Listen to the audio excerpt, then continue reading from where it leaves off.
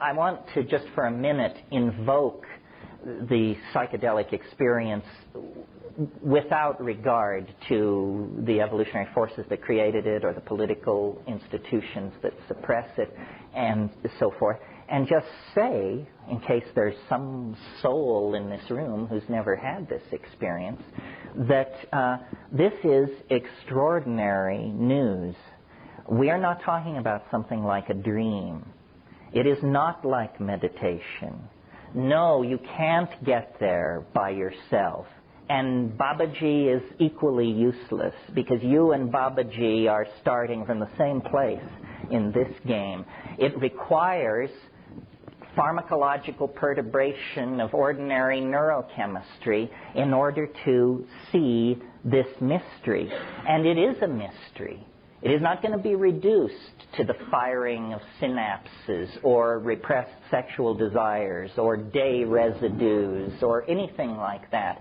It is the very thing which all these religions are yammering about. It's there. It's real. I mean, if you think that the world is empty of adventure, then you just haven't been hanging out with the right crowd. I mean, on a Saturday night, within the confines of your own apartment, on 5 grams of psilocybin mushrooms in silent darkness, I guarantee you, you will believe that Ferdinand Magellan should take second place to you. You will see things which no human being has ever seen before, and that no human being will ever see again. That's how big that universe is.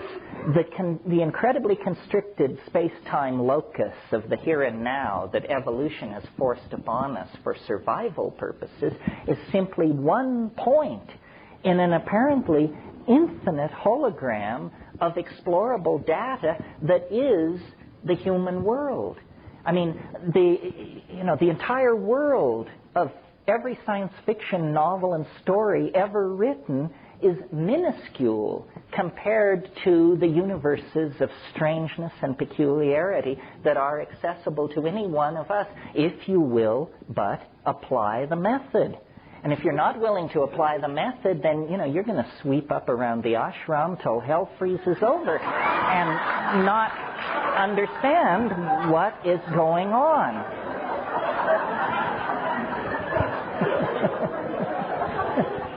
I mean, I think, I'm sorry to be so hard on religion. I think it has its place. Its place is the inspiration of ethical behavior. Religion should teach ethical behavior. But it has very, very little to say about the mystery of being other than that it's there. And that's not practicing religion. Practicing religion is dancing with the mystery, losing and finding yourself in the mystery. And people often say to me, well, how does this relate to other forms of spiritual work? Well, the answer is maybe not at all. I mean, I've certainly taken a lot of psychedelics, and I think I see no sign of spiritual attainment or ethical perfection or anything so la-di-da as that. I don't know what this is all about, but I do know it's ours. It belongs to us. We are the creatures of mind. And 95% of what mind is lies on the other side of the psychedelic boundary. Ordinary consciousness is just like keeping the accounts of life, but there's more to life than the account books. I mean, everything else is out there. The color, the affection, the humor, the terror, the mystery, the incredible strangeness of it all. This is the domain that we want to claim and explore. And if we can find the collective institutional courage to do it, I think this current planetary crisis will be seen for what it really is. And what it is it's not a dying. These are not the last rites for intelligence. This is a birth process. I mean, if you were to come around, if you'd never seen somebody give birth and you came around the corner and it was in progress, you would be thoroughly, profoundly alarmed. I mean, it looks like an enormous tumor is making its way out of somebody, and they are being split in two, and blood is being shed, and there's pleading and screaming and thrashing. It would be a real leap of understanding for you to say, oh, how wonderful, new life is emerging. This is the way we do it. Well, this is the way we do it. I mean, we are in the birth canal right now of a planetary civilization. Literally, the amniotic oceans of 500 years ago, that's all gone. There is no frontier. There is no going back. The peace of the fetal environment is gone. And now, in transition, literally, the walls are closing in. You can't breathe. You can't eat. You can't find your way. It appears to be the end. But there's light at the end of the tunnel. The problem is that tunnel is in the back of your mind. And if you don't go to the back side of your mind, you will never see the light at the end of the tunnel. And once you see it, then the task becomes to empower it in yourself and other people. Spread it as a reality. God did not retire to the seventh heaven. God is some kind of lost continent in the human mind. And if we will but explore the human mind, we can reclaim these relationships with our own authenticity and shed the childishness of historical existence and gender politics and all the rest of it, and move on to the real business of establishing a real civilization. Thank you very much.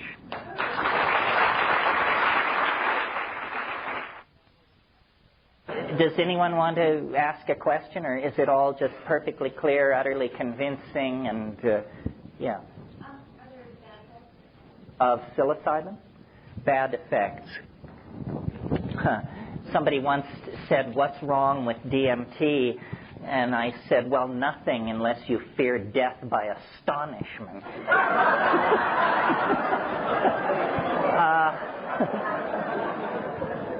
But your question is a good one.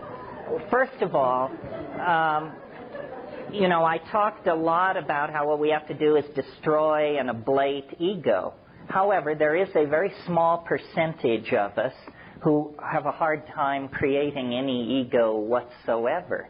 And for these people, boundary dissolution is no problem. Their boundaries are dissolving all the time on them.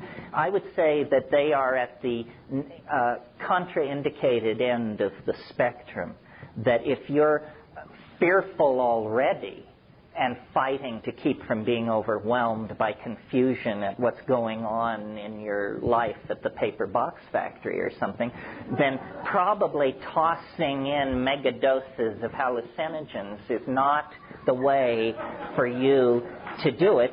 Or if you do, if you're just bent on doing that, then I would say do it in the presence of some kind of professional. And how you find a professional in this legal climate, you'll have to discuss with me privately. I don't want to make it sound, though, I mean, it's a tricky thing. I don't want to make it sound like it's absolutely riskless. Physically, I think it's pretty safe, unless you are odd in some way. But you need to know, you don't want to find out you're odd an hour and a half into it. But the problem comes with the mind. If you are delicately balanced, if your whole life has been about not looking at that or that or that, then this is not your game. You should go back to watching Jeopardy and the kind of person who is called to this is a person who has an exploring soul. I mean, I am not a courageous person in the sense that you won't find me shooting white water. You don't see me, rappelling down the faces of cliffs.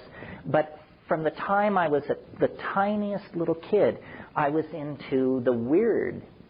What's weird? Weird is the compass heading. And if you keep your compass always pointed toward the peculiar, the outre, the bizarre, the unspeakably alien, then, you'll find these places. The people who think life is all cut and dried and are perfectly happy to have Carl Sagan and George Bush explain all of reality have never left the broad, swift stream of mundane thinking. But, off in the byways and tributaries, there's a wonderful alchemical saying, which I generally mangle, but I think it goes something like this. The tallest mountains, the oldest books, the widest deserts, there you will find the stone. And what it is it's a prescription for exploring weirdness. That's all. It's not going to be on MTV. It's not going to be in, God forbid, Esquire. It's going to come from, doing your homework, visiting strange people in strange lands, and checking it out. What I can't give you, to return to your question, is I can't give you a guarantee that it will be fun. The Rolling Stones have that wonderful line, you don't get what you want, you get what you need. This stuff is ruthless. And if there's something that you're trying not to look at, it's going to get you, for sure. But ask the veterans. Most people will tell you, you learn more from the bad trips than you do from the good ones. The good ones are ecstatic and connect you up to nature and other people. The bad ones show you your kinks and your limitations and your thought errors and that sort of thing. It's not an easy row to hoe. That's why I think there's a little bit of social confusion about it.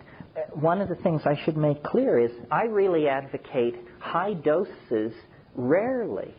I think the worst thing you can do is get into a style of psychedelic diddling where, you take half a gram every day. All this is doing is giving you a tolerance to psilocybin. You're not having the psilocybin experience. You're having the tolerance to psilocybin experience. The way to do these things is to do them rarely, so that your whole system can reassert itself and come to equilibrium, and then just slam it. And this is amazing. I mean, I think that this works for all these psychedelics. I'm an inveterate cannabis user, and I wish, in a way, that I could get a slightly better grip on my cannabis use, because I think the real way to do cannabis is like once a week, by yourself, in silent darkness, with the strongest stuff you can get, and then immense amounts of it. And, people call it a recreational drug and a this and a that. Hey, done that way, it will catapult you into places where I love it. The great place to get to on cannabis, and some people never in their whole life touch it, is the place where you say, my God, I've done too much. It's not easy, folks, but it's worth shooting for.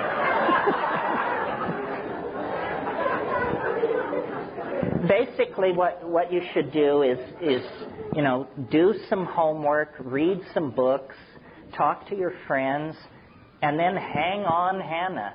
It's like, it's very much like riding an enormous roller coaster. Once that baby rolls out of the station, do not stand up. Do not try to climb out of your car. Shut up and hang on with the faith that most people have lived through this. Somebody else. Yeah. The purple. Yeah, I have three real quick literary questions about your writing, and then one important question. Well, having just heard that I'm a pothead, please ask them one at a time.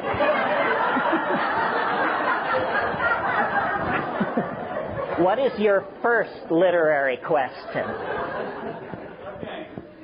One of the assertions that you make is that low dosage was the typical evolutionary mechanism.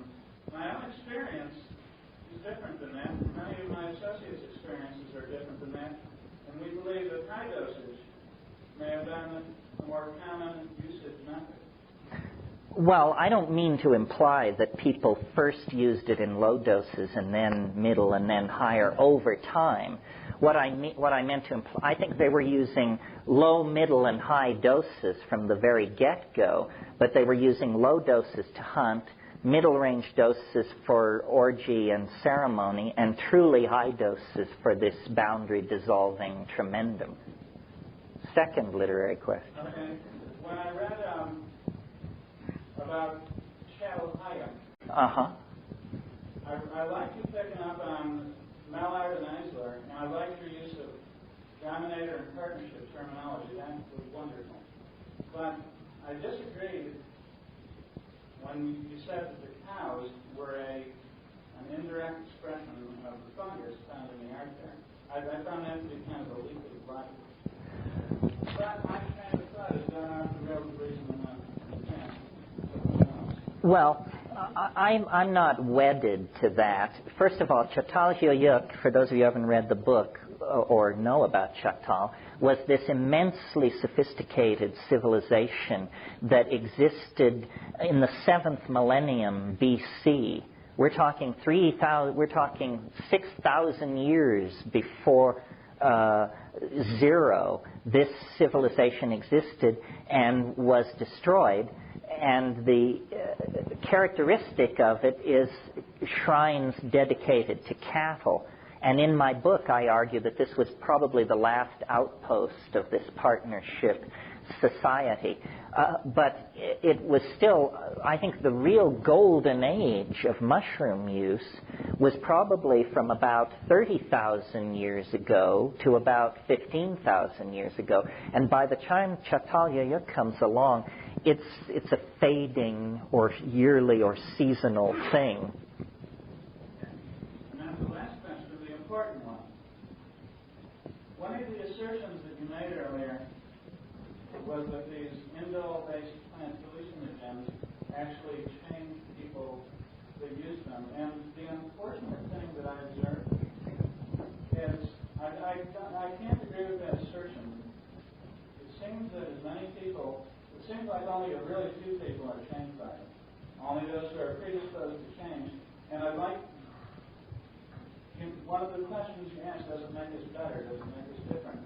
And I'm just not convinced at all. When I see people taking mushrooms and going around doing strange things and just being as jerky as they ever were, I mean, and going and judging mushroom plants, and, I don't see it happening. Well,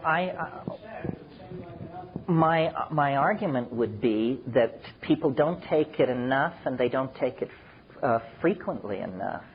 That there are a lot of people who really would rather not get loaded, but who feel they must take some psychedelic drug in order to keep membership in their peer group. So what they do, you can always spot these people because their first question at the get-go is, will I be able to drive? I love this question because, it indicates you've got a real tough nut on your hand. In every sense of the word, no, you will not be able to drive. One of the things that inspires me to do this is I want to get to the people who've taken 3 grams of mushrooms and the people who've taken 150 mics of LSD. And I want to convince those people that they never got close to what I'm talking about, even though they had a life-transforming experience and saw things totally differently. They never got close to what I'm talking about. And so what you have to do is convince people to take high doses, and then that's to break them through, and then frequently enough that they don't forget what the deal is. So I think if you take a psychedelic population and divide it into those who have done 5 grams and above, then you will see an exceptional slice, but not the dabblers. The dabblers don't count. And we all can be, or at times, guilty of this, I think.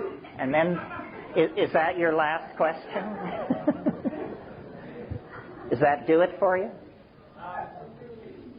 Or do you want to be thought psychotic? You choose.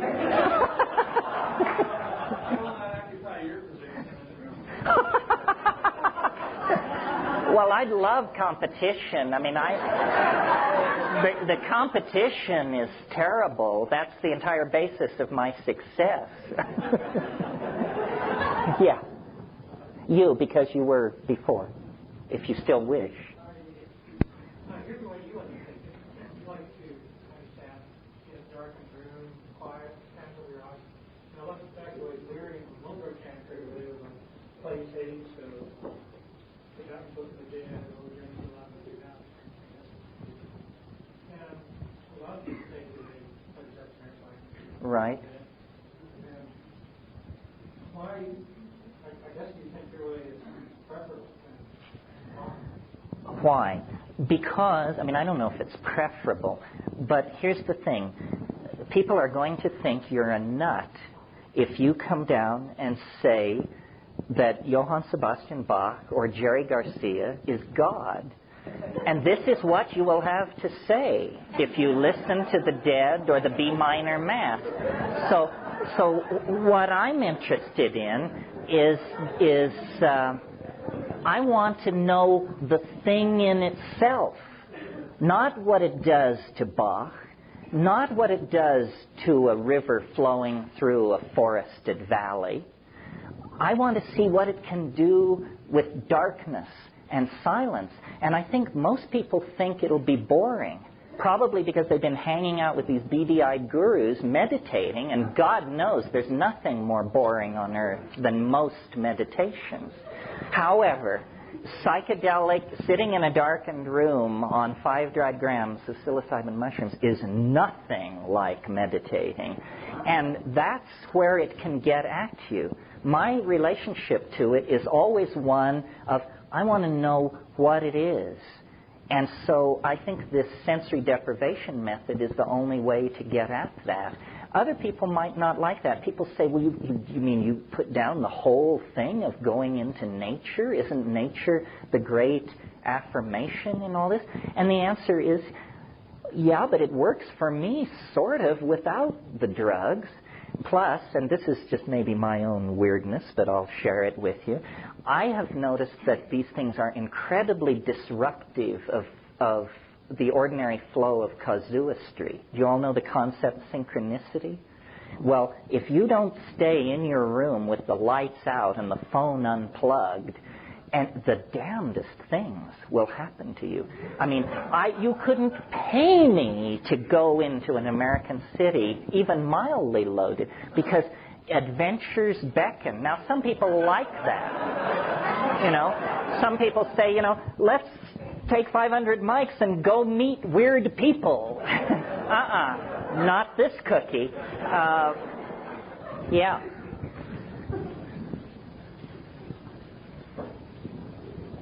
In reply to your statement about what I find happens there is that you create an experience where you are taking in other people's dogma. You know, you're bringing in something that's already done, and I feel like the peak experience is when you create something new and something you expect to find from the depth of the being, which is why I also say the darkness sometimes. But one thing that I did learn is that the high doses are very, very interesting. It would take me way far beyond the small doses.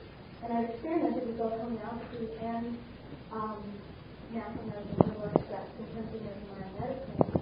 But in terms of psychedelics, if you take that into, and my question is coming back forward, if you take that into a situation where you remove the whole molecular pattern that you do in homeopathy, do you think that there could be a more potent experience through that solution? Are you asking me, do I think a homeopathic preparation of a psychedelic would be effective? It would be homeopathically effective.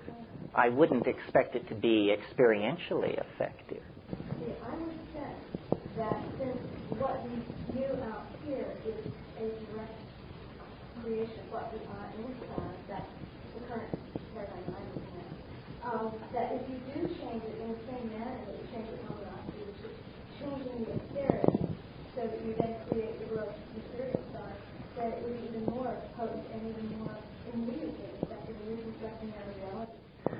But don't you think that if that were true, and since in a high dilution like that no molecular trace of the original compound remains, that you have then just found the solution to the legalization conundrum? I believe that, because one thing that we're noticing in the field of civil medicine now is that we're getting a lot of political flack for having medicines out there, but homeopathy is seeming through unscathed as it has for many years. Because in a materialist world, it's assumed to be bogus. Right. Yeah. Well, this seems to me not an abstract proposition at all. Let the best homeopaths succuss the strongest hallucinogens and set them out, and let's give it a whirl. Over on this side, yeah. This question may be too personal and embarrassing to answer, but I'm just wondering. Oh, I can hardly wait. Why are you in jail? Why am I not in jail? Well, that's an interesting question. And I don't, number one, I don't know. Here's what I've come up with. Notice that I use big words.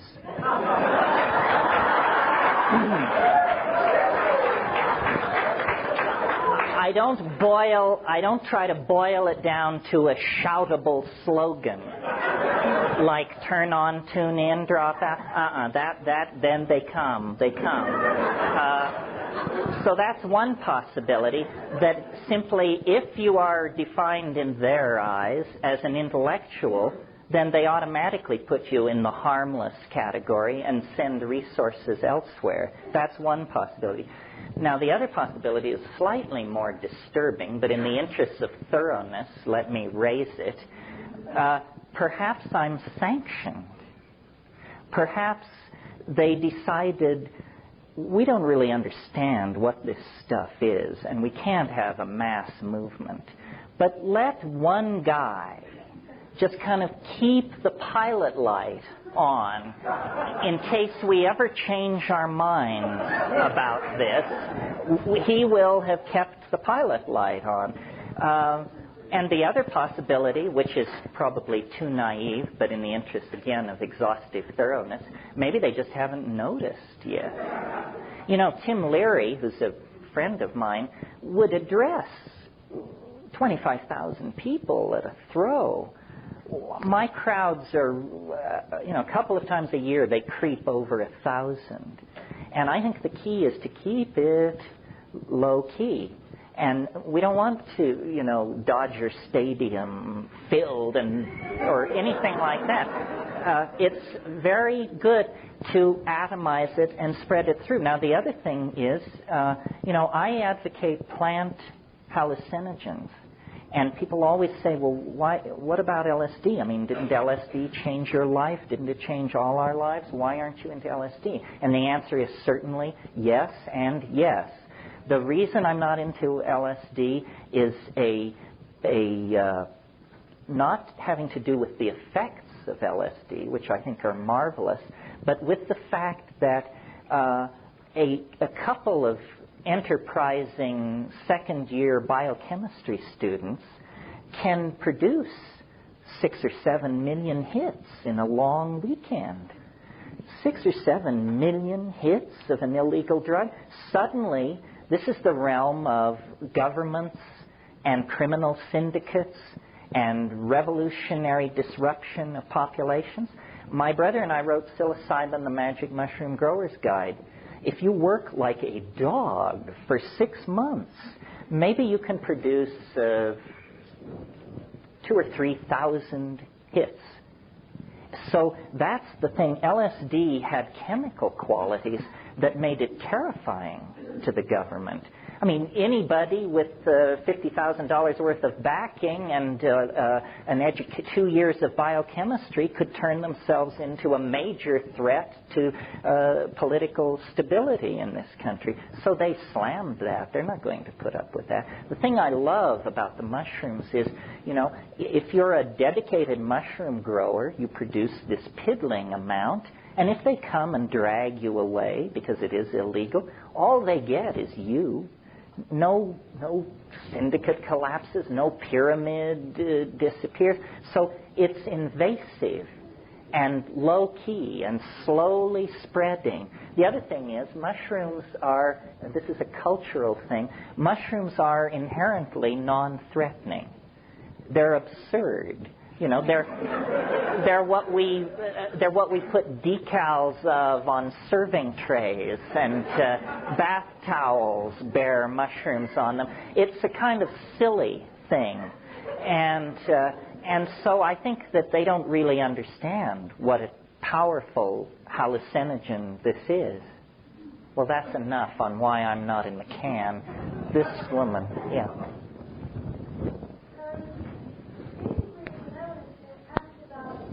You talk about the evolutionary process and how it was disturbed by the absence of the mushrooms.